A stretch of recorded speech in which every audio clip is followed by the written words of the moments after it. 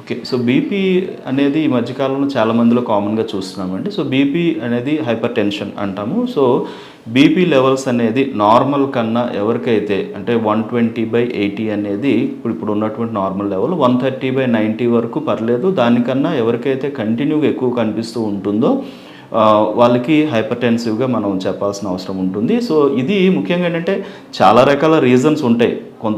చాలా వరకు genetical tendencies కొంత కారణం అవుతాయి. అలానే లైఫ్ స్టైల్ కండిషన్స్ కూడా చాలా వరకు కారణమవుతాయి. డైటరీ హ్యాబిట్స్ కారణమవుతాయి. స్ట్రెస్ కారణమవుతుంది. ఇవన్నీ కూడా. బట్ బీపీ అనేటటువంటిది ఏంటంటే ఒక డిజార్డర్. అంటే మనకి రెగ్యులర్‌గా ఉండే బీపీ అనేది ఏదో ఒక కారణం వల్ల ఆ టైం నుంచి ఎక్కువ అవుతుంది. అది కంట్రోల్ కాదు.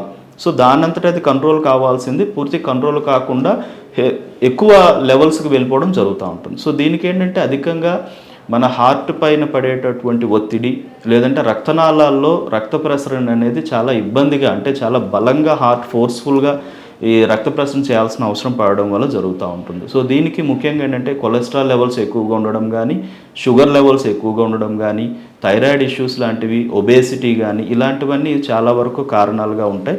అండ్ అన్నింటికన్నా మోస్ట్ ఇంపార్టెంట్ థింగ్ ఏంటంటే మెంటల్ స్ట్రెస్ అండి.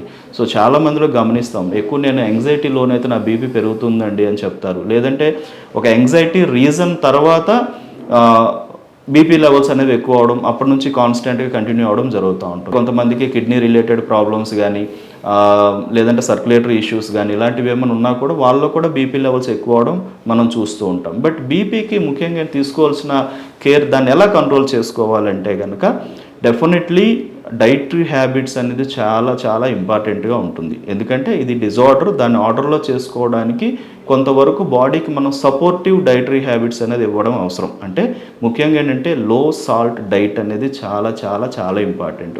సో చాలామంది ఈ మధ్యకాలంలో ఏంటంటే సాల్ట్ని అధికంగా యూజ్ చేయడం జరుగుతుంది. సో అది కాకుండా మనం లో సాల్ట్ డైట్ని మెయింటైన్ చేసుకోగలిగితే కనుక చాలా వరకు బీపీ లెవెల్స్ అనేది ఒక కాన్స్టెంట్గా మెయింటైన్ అయ్యే అవకాశాలు ఉంటాయి. అండ్ వీటితో పాటుగా దీన్ని ట్రిగ్గర్ చేసేటటువంటివి లైక్ అంటే కొలెస్ట్రాల్ లెవెల్స్ ఎక్కువగా ఉండడం. సో దానికి రిలేటెడ్ ఒకటి వెయిట్ లాస్ ప్యాటర్న్ మెయింటైన్ చేయడం కానీ, అలానే డైట్ ప్రకారం ఎక్కువగా ఆయిలీ ఫుడ్స్ లాంటివి లేకుండా చూసుకోవడం, ఇవి రెగ్యులర్గా ఎక్సర్సైజ్ మెయింటైన్ చేయడం, ఇవి చాలా చాలా అవసరం. అండ్ మనకేంటంటే మామూలుగా కూడాను మన హైట్ని బట్టి వెయిట్ అనేది ఉండడం అనేది ఉంది.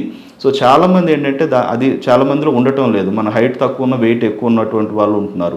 సో దానివల్ల ఏమవుతుందంటే ఎక్కువగా ప్రెషరైజ్ అవ్వడం, హార్ట్ పైన ప్రెషర్ రావడం కూడా జరుగుతూ ఉంటుంది. సో దీన్ని బ్యాలెన్స్ చేయాల్సిన అవసరం ఉంటుంది. ఇలా చేయగలిగితే కనుక ఖచ్చితంగా బీపీ లెవెల్స్ అనేది కంట్రోల్ అవ్వడం జరుగుతుంది. అండ్ డైట్ ప్యాటర్న్ కూడా డైట్లో కూడా ఎక్కువ శాతం ఏంటంటే ఈజీగా డైజెస్ట్ అయ్యేటటువంటిది, బాడీకి ఎక్కువగా అంటే బలాన్ని ఇచ్చేటటువంటి ఫుడ్, అలానే ఈజీగా డైజెస్ట్ అయ్యే ఫుడ్ కూడా తీసుకోవాల్సిన అవసరం అనేది ఉంటుంది.